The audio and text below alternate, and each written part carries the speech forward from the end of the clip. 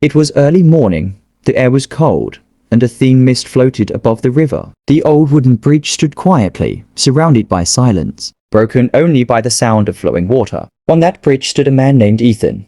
His clothes were neat but wrinkled, his face calm but tired, and his eyes empty, as if he had forgotten what hope looked like. He had been standing there for a long time, staring at the water below. His thoughts were heavy, his heart even heavier. Everything in his life had fallen apart: his job, his relationship, and his confidence. He whispered to himself, maybe it's easier to just disappear. Just then, a calm voice spoke from behind.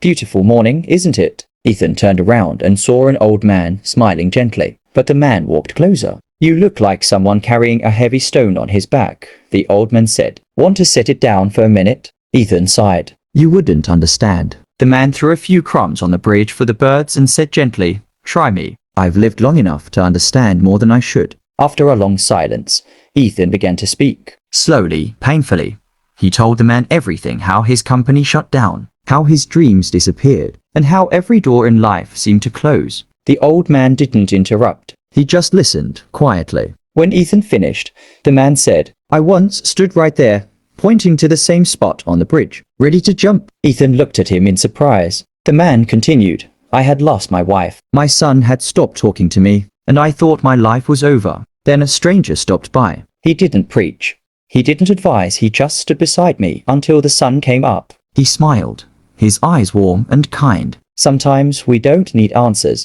We just need someone to remind us that the world still notices us. Ethan sat quietly, his eyes wet. He asked, did that stranger change your life? The old man nodded. Yes. I promised myself that one day I'd do the same for someone else. I didn't know who it would be. Until today. The sun was now shining bright, painting the sky orange and cold. Ethan looked down at the water again, and for the first time, it didn't look like an escape. It looked alive, moving, full of life. He turned to thank the old man, but the bridge was empty. There were no footprints, no crumbs, nothing. Only a small note pinned to the railing that said, you were never alone. Keep walking. Ethan held that note tightly. His tears fell, not from pain, but from gratitude. Months passed, the seasons changed. And one morning, at the same bridge, Ethan stood again, this time smiling, feeding the birds. Then he noticed a young man at the edge, standing silently, lost in thought. Ethan walked over, placed a gentle hand on his shoulder,